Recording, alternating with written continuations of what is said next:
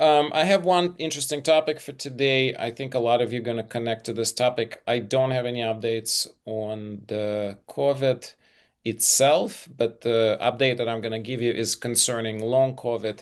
We're going to do this in just a minute. You know the drill. You have questions, put them in the chat. I do apologize in advance if you're going to hear the dogs. We just got to the cabin. They get sometimes a little bit overexcited. All right, so what am I going to talk about specifically? So 2 days ago, there was a very interesting study that I'm going to put the link in. And I am going to do a full review of this study. In fact, I already did it for the YouTube, so it'll be posted there. It's a study, it's a commercial study, but it's published in Lancet, which is the #1 medical journal in the world. It was done by MIT team in collaboration with a supplement company that produces something called nicotinamide riboside, the company called Niagen, and the product is True Niagen, which I've used in my practice for quite some time. Those of you who followed me closely know that I stopped recommending nicotinamide riboside probably a year and a half or 2 years ago. And the reason for that was because there was no data on that. So what is nicotinamide riboside? Nicotinamide riboside, together with nicotinamide mononucleotide, is a precursor for the #1 important molecule in our body called NAD+. NAD plus powers everything. Every cellular function, everything you do requires either NAD or FAD. NAD is more important numerically, and so there's a tremendous amount of interest in this molecule. NAD declines with aging, so any boosters of NAD are currently #1 or #2, depending how you look at it, anti-aging tools. So there's a tremendous amount of commercial interest in this. So what does this study did? They randomized people to get either a matching placebo or 2,000 milligrams of nicotinamide riboside, and all patients had long COVID. NAD levels in the blood went up. They went up dramatically. They went up to threefold. They settled around twofold, but even twofold upregulation of NAD is a profoundly clinically relevant. Interestingly, the clinical outcomes were minor. There was improvement in sleep. There was some improvement in depression scale. There was some improvement in fatigability and fatigue. There were also some minor improvements in a few other things, but there was no improvement in cognition, despite the fact that some patients did say brain fog improved, but cognitive scores did not improve. They assessed patients for about 10 weeks, so it's a pretty reasonable time frame, short, but reasonable. Now, what does 2,000 milligrams nicotinamide riboside means? Very few people will be able to afford it. That's about $200 a month, based on the current market prices. There's only one company that makes very concentrated nicotinamide riboside. That's the True Niagen. Will they drop the price? As obviously after the study, some patients are going to try the product. This does not change what I recommend. I still going to recommend injectable NADs for various reasons, mainly because of the cost and also because the study clearly did not show enough clinical benefit. Why? I think the main reason, because when you take an oral product, it takes a little too long. You upregulating NAD over a period of time. And unfortunately, it appears that when you do it this way, the improvements are very modest. Now, these improvements may be more than important for a lot of people. So I do want to recognize that if you're suffering from long COVID and you're listening to this and you're saying, I don't care, I'm going to pay $200 an hour, it's reasonable. Okay. Now, there could be ways to make it a little bit cheaper. If you're my patients, I'm happy to figure out how to order it with some discount. But obviously, otherwise, you're going to have to just buy it directly from the manufacturer. I'm not going to put the link in here, again, just to keep it commercially, unrelated.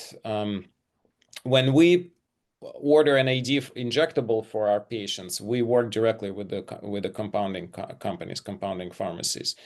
Again, that also makes it a bit more clinically stable, in my opinion. But of course, it's an injection. So injectables are more complicated, right? Because there's a higher risks. There's risks of infections if you do the injections wrong. Obviously, there's some discomfort involved, et cetera, et cetera.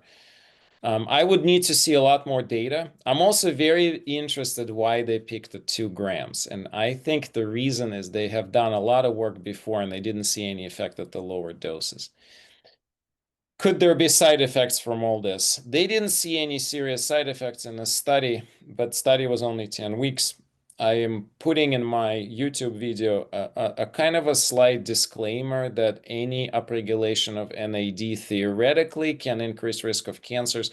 Again, that is why I'm up for injectable NAD, because I think the risk of cancer with that is non-existent, versus when you take a precursor, there may be a bit more of a signal, but it's a theoretical fear. It's never been shown in any clinical trials.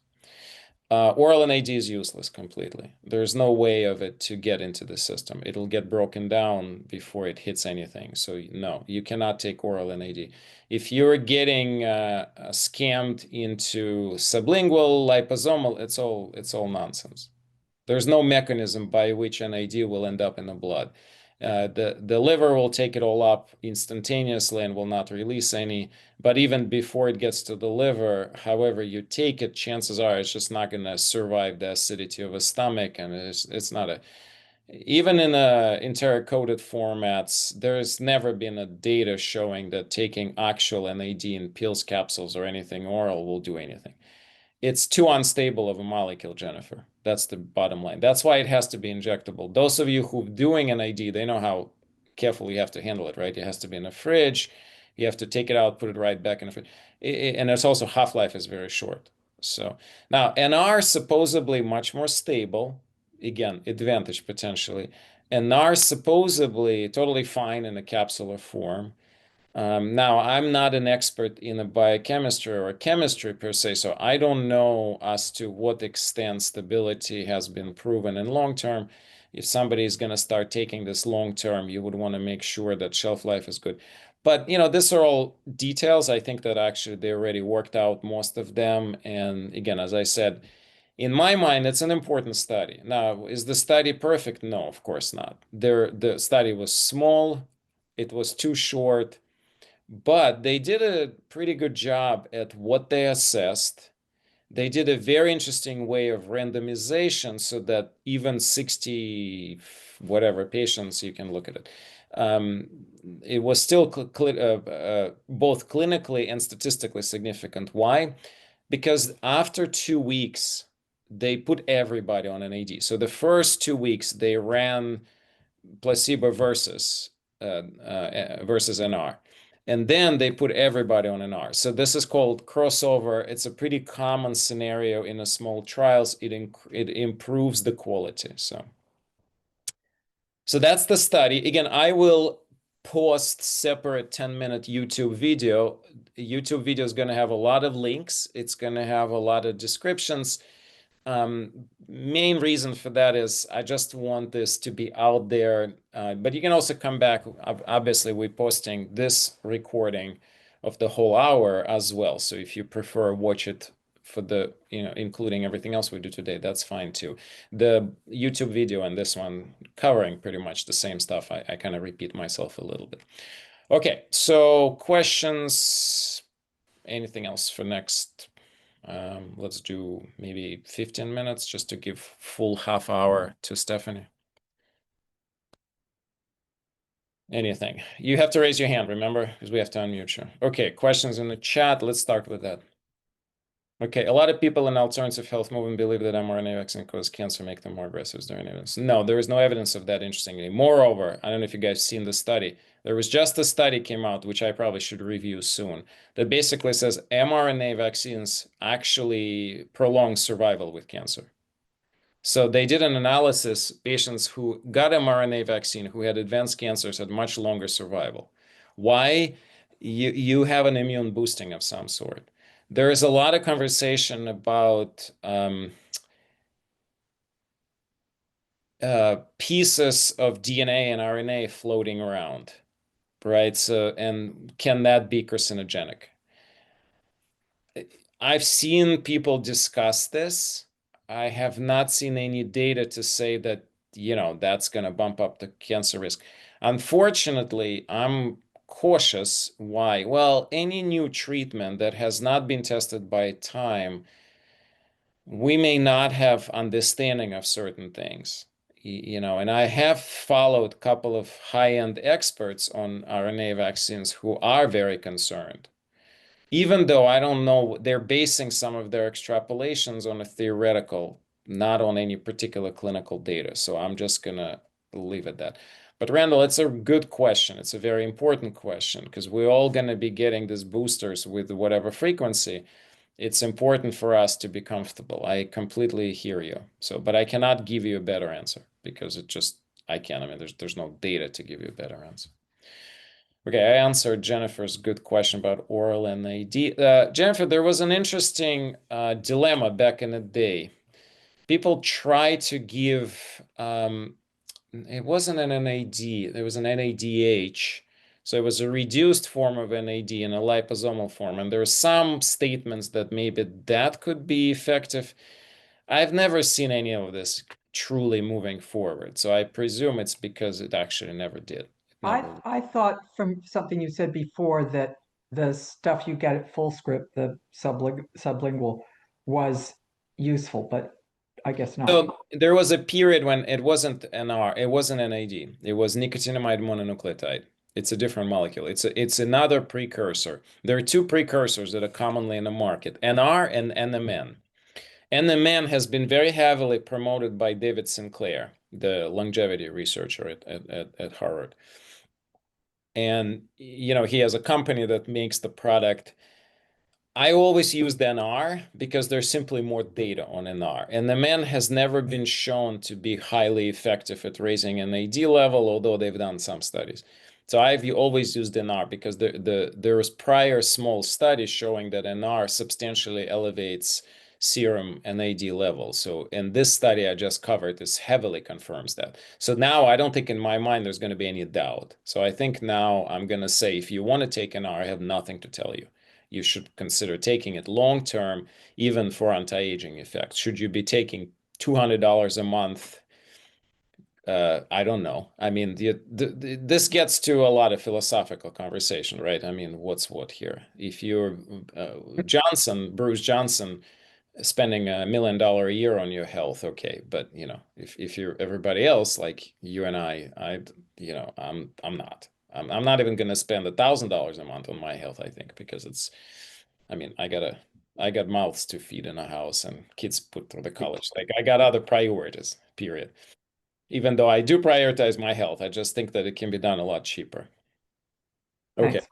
Yeah. No, this is a great conversation. Oh, by the way, before I end on that, so we used NMN during acute COVID. And some of you may remember I recommended the product. It's okay to say that. It's called NAD Gold by Quicksilver. Yeah. And the reason for that was this was before we started NAD shots. Now, I still said, but and I have seen patients say that it seemed to be helpful. So maybe NMN in a sublingual form in an acute drop of energy production makes sense. Again, I'm probably defaulting to NAD shots just because it's cleaner, it's more obvious. There's no gimmicks involved. There's no problems of converting. You just take a shot under the skin and all of this goes in. It does bypasses the liver. There's no issues. It was the NM and gold. It was the NAD gold that I Yeah. had. Yeah. Yeah. Yeah. No, I mean, I think all of this is reasonable. We just don't know any of it. By the way, that each dose of that was only 50 milligrams of NMN. It's not a one-to-one comparison. NR, you need a lot more NR compared to NMN. Although in the way Sinclair advocates, he recommends for people to take 1,000 milligrams of NMN powder per day. Well, 50 milligrams sublingual probably equals to 250 to 300 of oral, if not more. You know, be my guest, compare this. I can't comment on things I clinically I can tell you what's worth doing, but I cannot compare certain things because it's unfair, right? It's unfair for me, it's unfair for you, and it's not worth doing it. But the reason we were recommending NMN back in the day before we start giving NID shots to everybody is because the energy drop in acute COVID was almost universal. And I think it was critical. And I've had a lot of my patients who were following the protocol and did not develop the long COVID. You know, did I cut the risk of long COVID by half, let's say? I don't know. I mean, we never were set to do studies like this. It would be too much work, and we never had money to create the research protocols for this. So. Okay, can you shed more light on what the new THC restriction? Absolutely. Just give me 1 second. That will affect those of us who take medical cannabis. Will all these small cultivator cells have to stop their products because they contain more than... Okay, so the problem here has nothing to do with just THC. This bill supposedly shuts down entire hemp industry once and for all.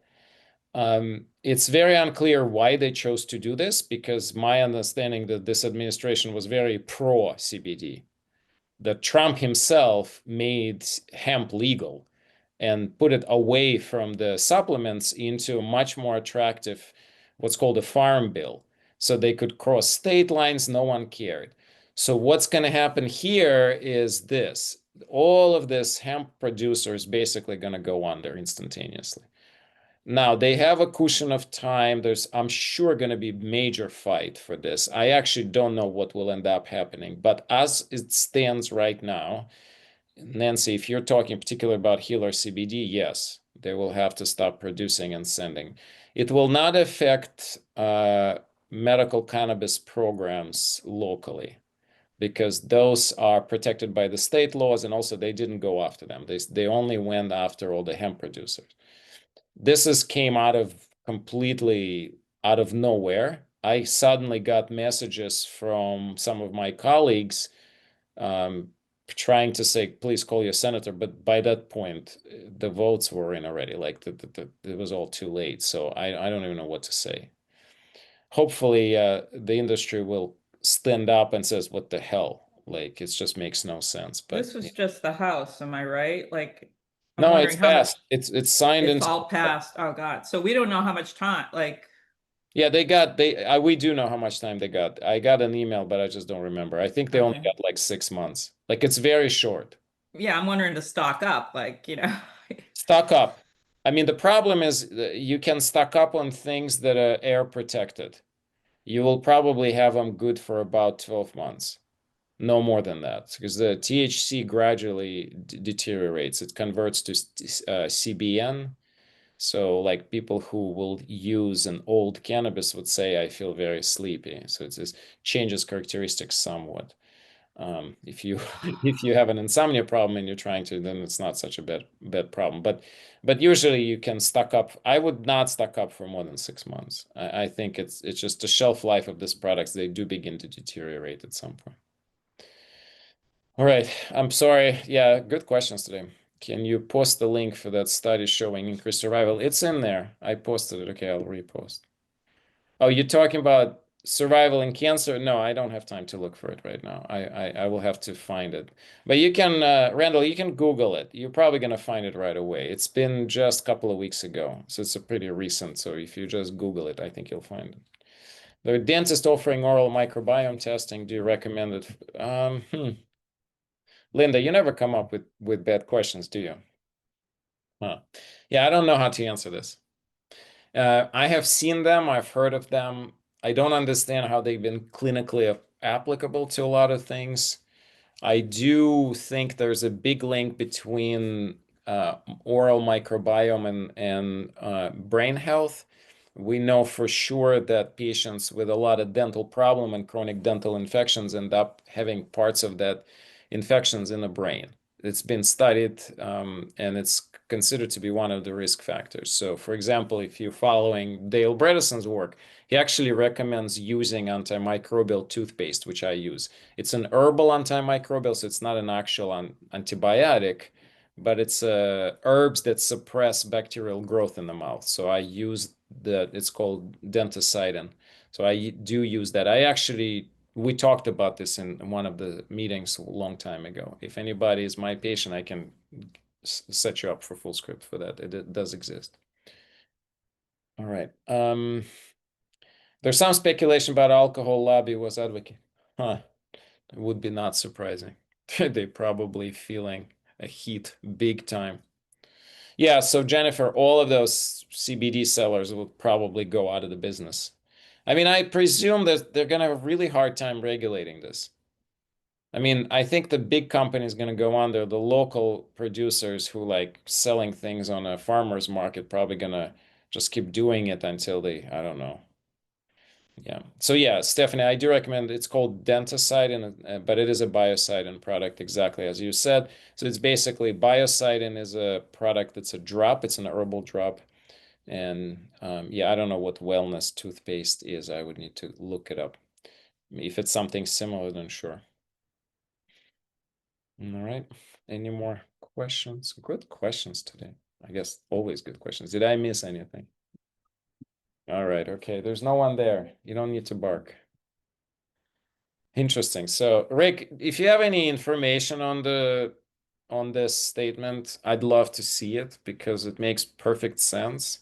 I also suddenly notice a lot of weird publications suppressing our field of integrative medicine. Like, for example, there was a publication in Atlantic yesterday saying anti-inflammatory diet is a bogus. Took me 30 seconds to find that the author who wrote the article works for Novartis.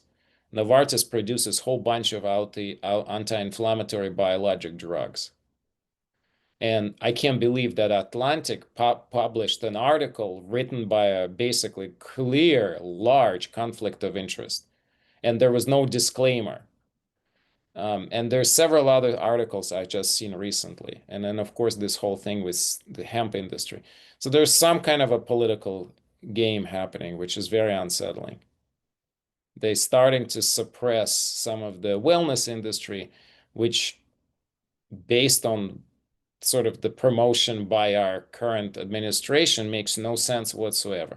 Maybe it's simply pushback that's unrelated. Maybe those are just individual pieces. I don't know what's going on with the hemp industry, where that came from. Everything happening too fast. So there's certain things time will put in perspective, but for now, you know just as much as I do. Make your own conclusions based on what you know. All right, any more questions? We still have a couple of minutes.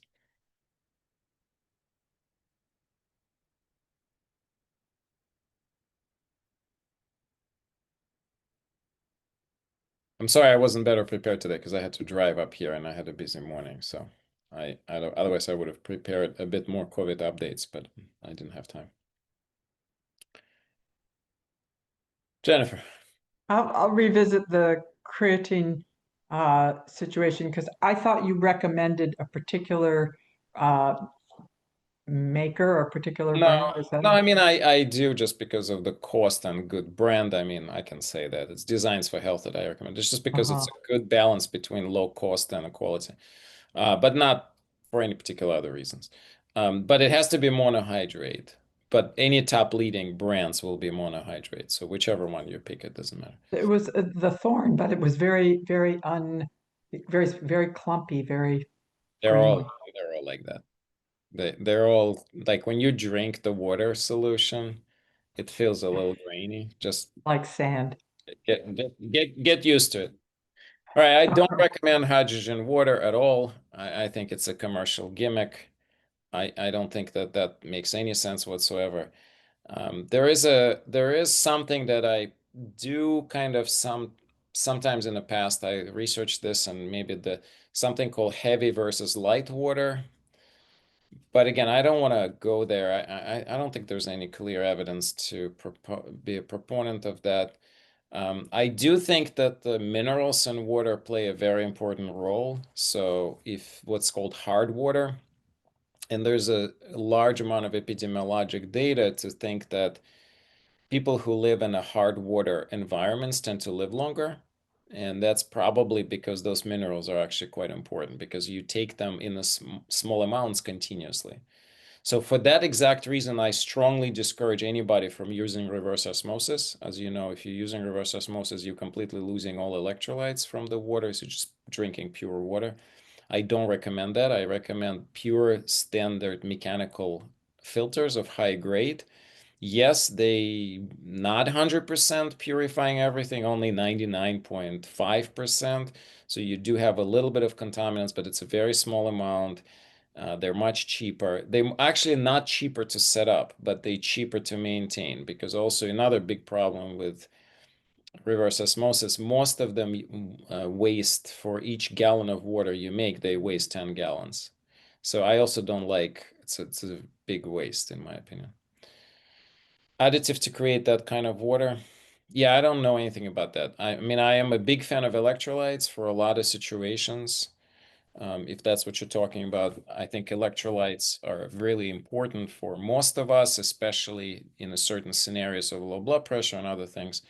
So I am a big fan of adding things to the water, but again, I think that should be individualized. I think you should know and talk to your provider as to if you need to drink some specific add-ons to the water. I think it needs to be individual to you, because again, there's a whole bunch of different electrolytes and all kinds of different products out there.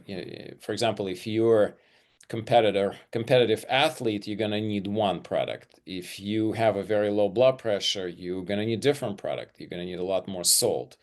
Competitive athlete will not need a lot of salt. Competitive athlete will need some salt and a lot more magnesium and calcium, because they're going to be wasting it during the races, especially for endurance athletes. So everything individualized. All right, well, we're at exactly half an hour. Let's take one last question if there is any, and we'll move to Stephanie's part. And appreciate great questions today. Feels like you guys are just getting smarter and smarter every day. Or maybe I'm just falling behind. I don't know. Which is safer better, white rice or brown rice? They're both okay. Brown's supposed to be better, it's more fiber and things like that. If you're asking this in context of arsenic, it doesn't matter. Arsenic is going to be in any rice. So yeah, use your judgment. Thank you, everybody. If I promise something I didn't do the weeks that I didn't do this last week, put it in the chat. I'll try to remember it for next week. Let's remove spotlight from me. And Stephanie, thanks so much for being here with us. And anytime. Thank you again for having me. My name is Stephanie Covell, and I've been a volunteer actually here with AIM behind the scenes for some time now. If you've seen any of our social media, I spend a lot of time on that. And then also contributing as a program director. So looking forward to being with you again next year. I was going to do a little bit of a hybrid today again. So we'll do a mindfulness practice and then a little bit of chair qigong stretching. I really like the concept of micro habits, just short breaks of mindfulness that we can incorporate into our day to help ground and center. Something that's always available and free to do at home, wherever you are, between different activities, as a way to get back in touch with your body. So I'm just gonna start. I have a short recording here. This is actually a great organization that I used to work for, called IMCW. They're a Dana-based organization, Insight Meditation Community of Washington, D.C. And they have a lot of free resources online as well that are great. Just bear with me for 1 second. I'm gonna start sharing my screen.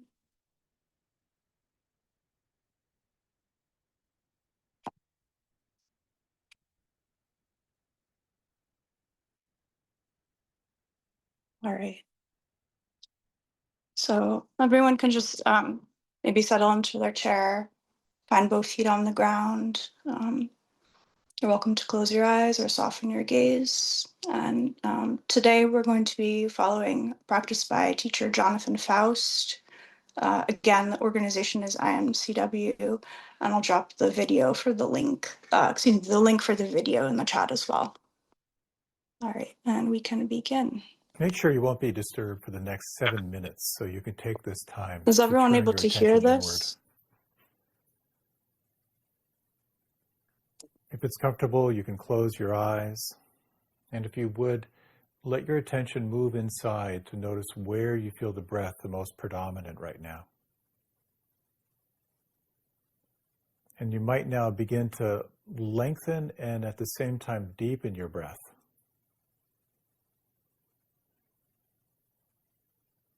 And track this movement of the breath on the inside as you inhale fully. And on the exhalation, you might begin to sense what could soften or relax or let go.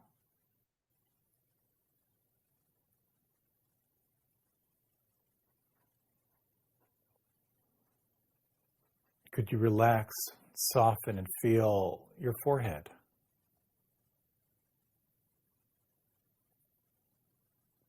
Could you relax and soften and feel the little muscles around your eyes?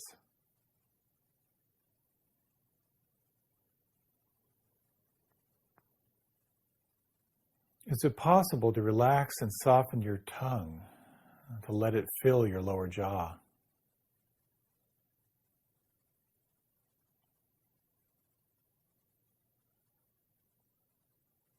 Could you relax or soften the root of your tongue down into your throat while softening through the jaw?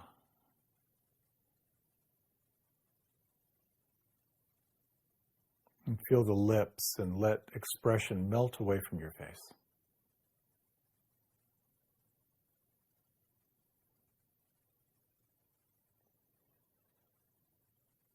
And can you relax and soften and feel the palms of your hands?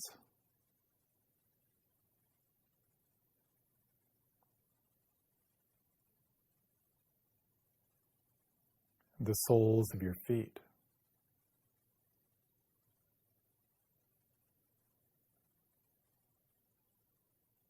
Your lower back and your buttocks.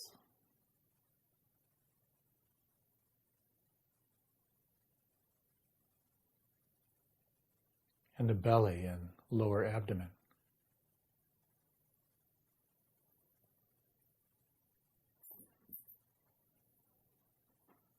And is there anything right now that could relax or soften?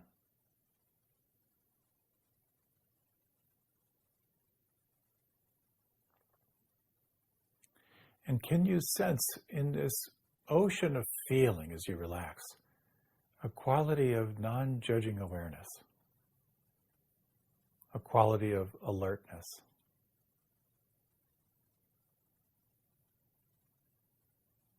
And you might, if you like, let the sense of the subtle breath be your anchor. When you notice the mind wandering, lost in thought, how gently can you bring it back to feel the breath, and then again to relax and soften and feel.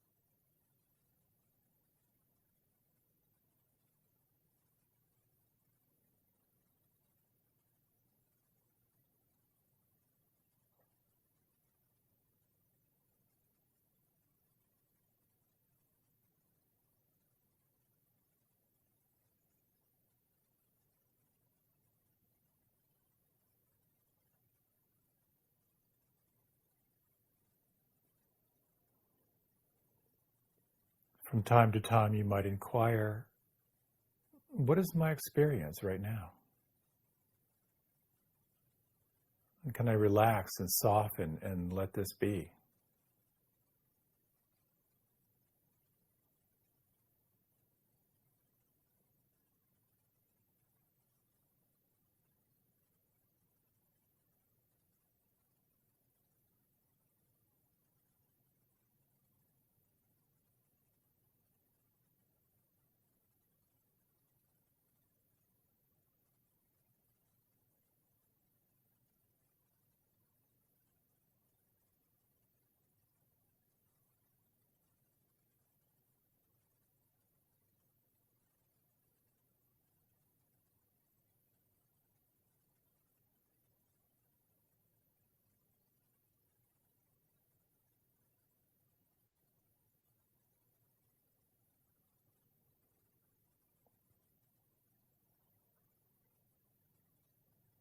In this remaining minute or so, you might refresh this inquiry. Again, feeling the face expressionless, the tongue relaxed, the palms relaxed, the soles of the feet and the belly. What could relax or soften right now? And can you at the same time attune to and sense this quality of non-judging awareness? Relaxing into this quality of presence in the here and now.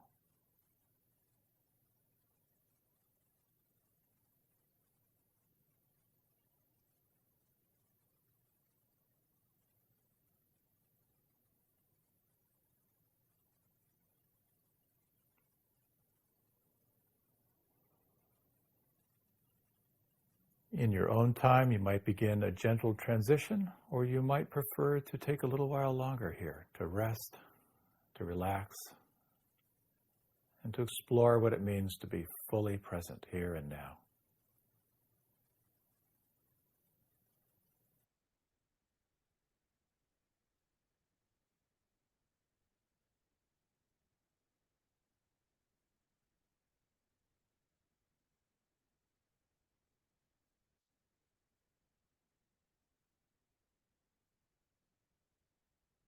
Now let's just take a moment here to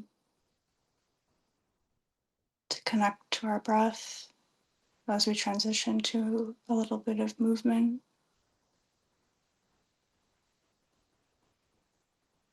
Inhaling through the nose to a count of 4, and exhaling to a count of 6.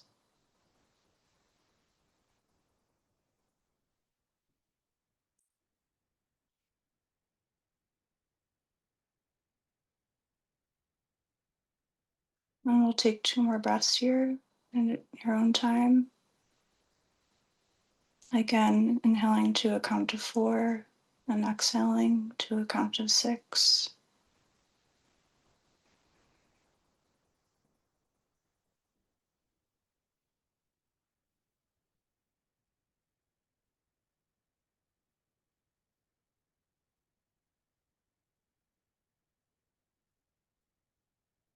And on this final breath, maybe you want to take a hand to your heart, just to tune in to your heartbeat here.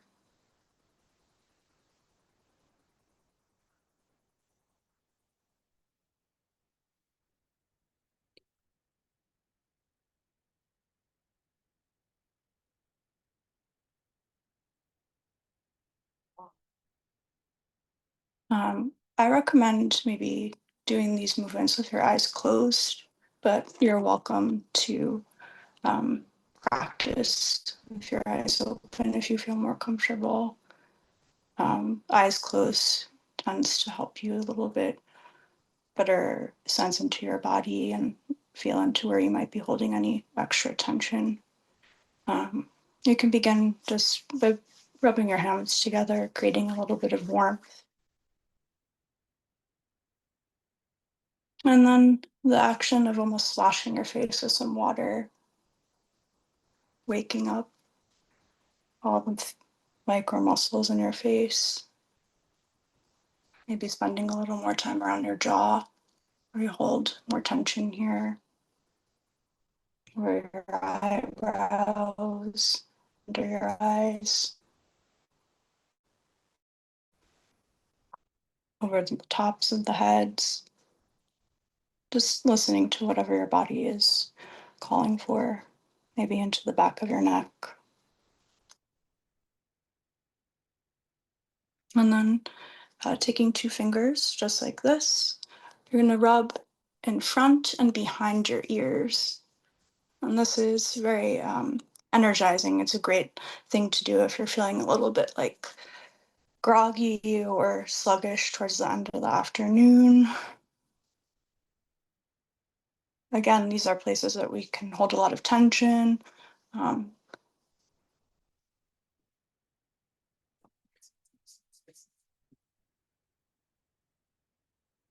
then working into your jaw, Just gently massaging.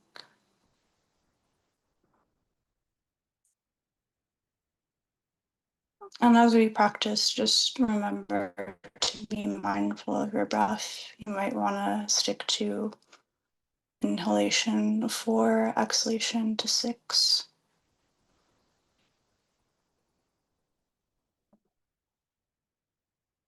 And then we'll go down, connecting the head to the heart, just taking the backs of your hands and working down under your throat.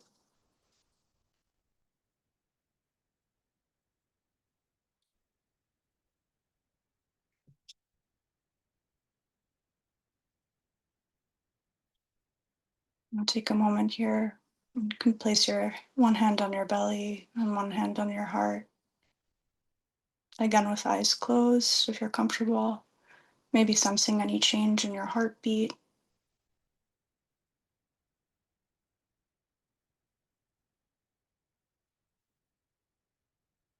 And let's take 3 mindful breaths here. Inhaling to a count of 4 through the nose and exhaling slowly through the mouth, like blowing out through a straw to a count of 6.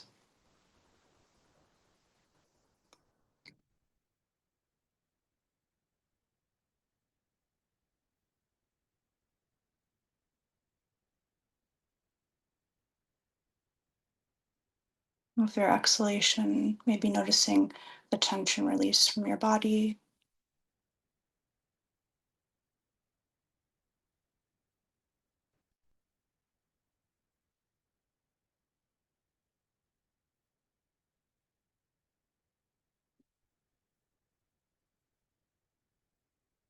And one final breath.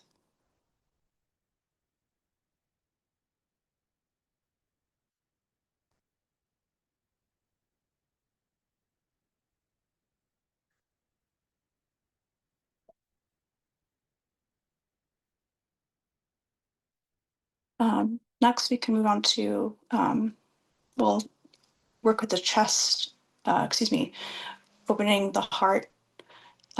This is kind of a fun one. It's like doing a little Tarzan. So again, if you want, you can have your eyes closed or open, but making 2 fists and just working here on your chest. And the healing sound for this is sort of like a Tarzan. Ah.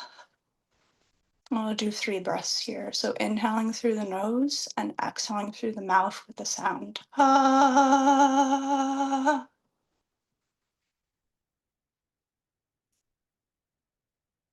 Ah. We can begin on the right. So you're going to put your right arm just out in front of you, just to about shoulder length.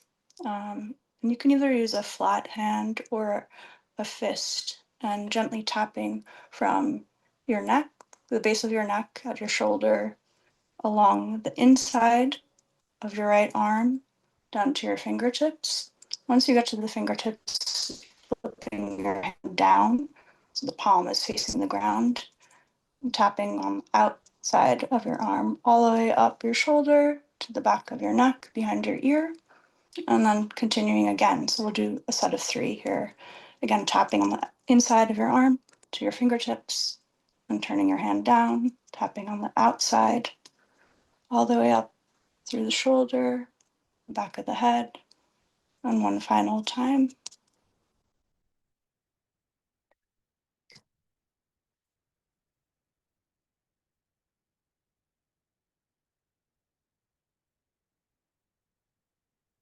And then we'll do another set of this. Inhaling and exhaling. Ha, ha, ha. And we'll repeat on the left arm. Again, tapping on the inside of your left arm, down to the fingertips, turning the palm face downwards, and tapping on the exterior of your arm, the shoulder to the back of your neck. And again, a set of 3 here.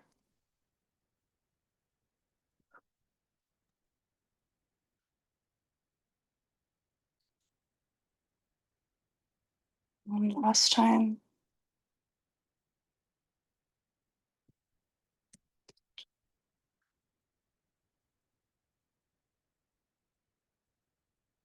And 3 more here. So inhaling, exhaling. Ha, ha,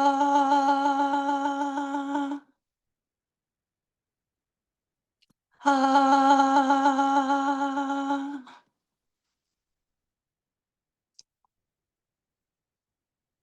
Now we can work on just opening up the lung organ system. So let's begin with our left hand up. And then you'll reach up with your right hand, grabbing your left arm. And we'll alternate side to side. And the key to this is inhaling as you reach to the left, and then timing your exhalation as you alternate arms. And that's acting sort of like a bellows system to your lungs. Again, closing your eyes can help you feel into the stretch, but at your own pace, we'll do some breathing here.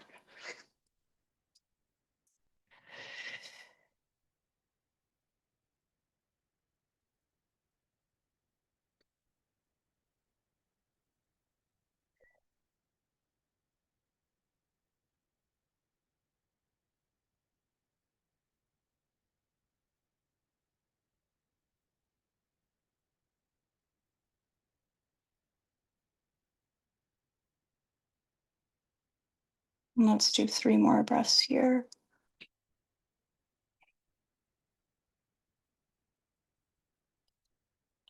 Maybe noticing any slight separation in your ribs, opening sensation on the front side of the body.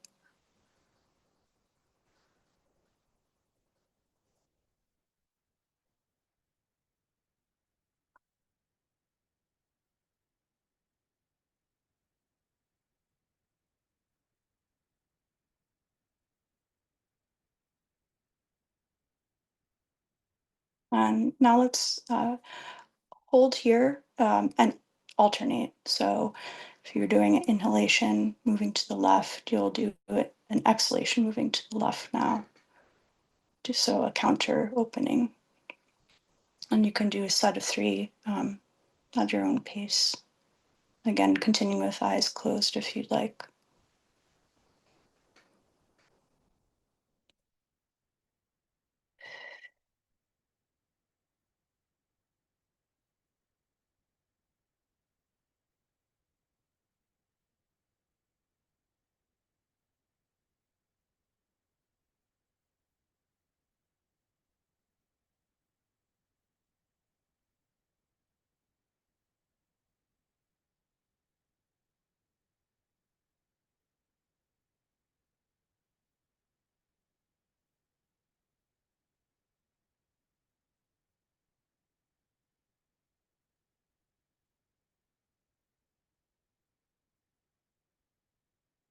Take another moment, hand to belly, hand to chest. Again, sensing any changes that you may feel. The movement may have accelerated our heartbeat a little bit.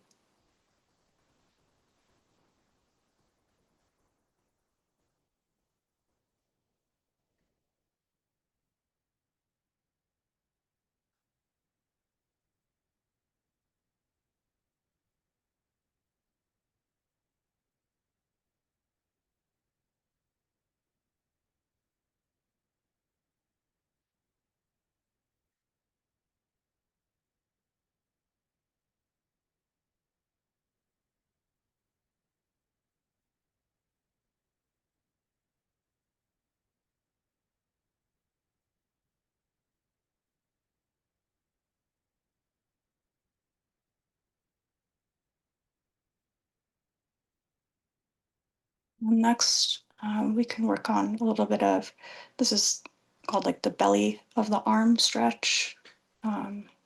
So you can take your hand and just gently putting your arm in front of you. Make sure you can see what I'm doing here. And taking we'll start on the right side. So taking your right arm and just letting it fall out gently into your lap. And your left hand will press on your fingertips. And this you can feel really opening up the inside of your right arm.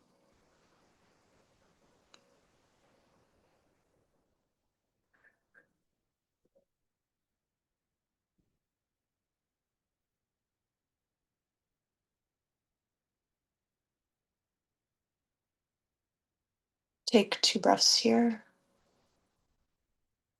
Again, inhaling to a count of 4 and exhaling to a count of 6. And imagining any tension that you might feel here in your arm, that you're blowing it out with your exhalation.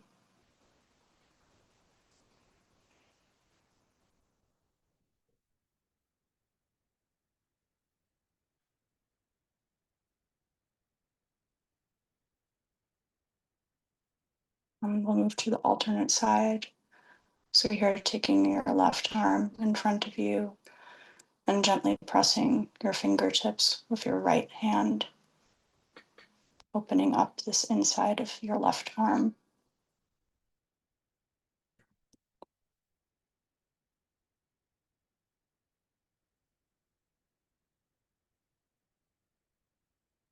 And 2 breaths here.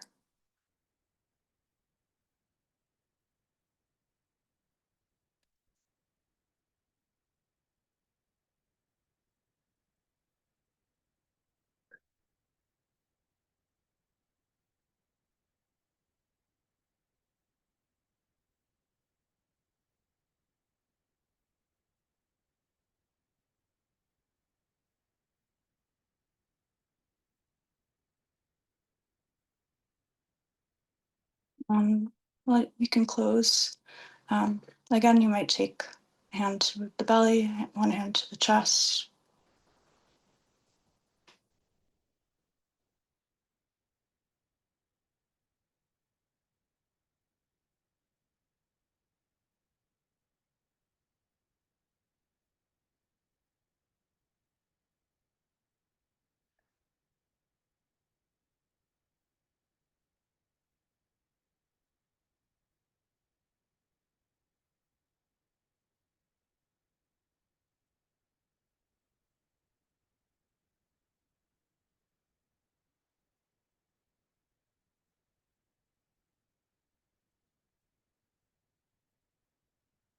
And I thank you all so much for practicing with me today.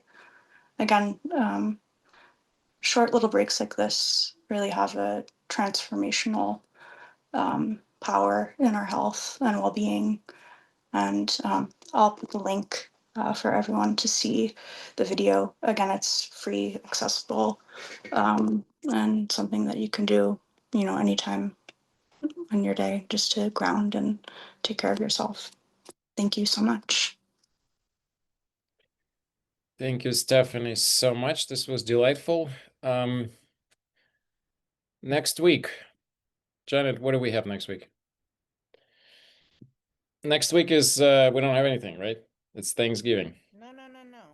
No, we do. Am I confused? I am confused. Thanksgiving is the following week. Yes. Very good. So let me look at the schedule. All right. Okay, if you or my patient need to stay here. I'll talk to you. Oh, Janet, it's this going to be Edward Pratt. Edward Tai Chi Pratt. Chuan. Excellent. So we're gonna have Tai Chi. Powerful practice. Hope everybody comes. And I presume it'll be me, right? No, he's going to be doing the wellness talk and the practice. Okay, well, I'll still be here to do Q&A for first 10-15 minutes. And see you all there. Stephanie, thank you so much.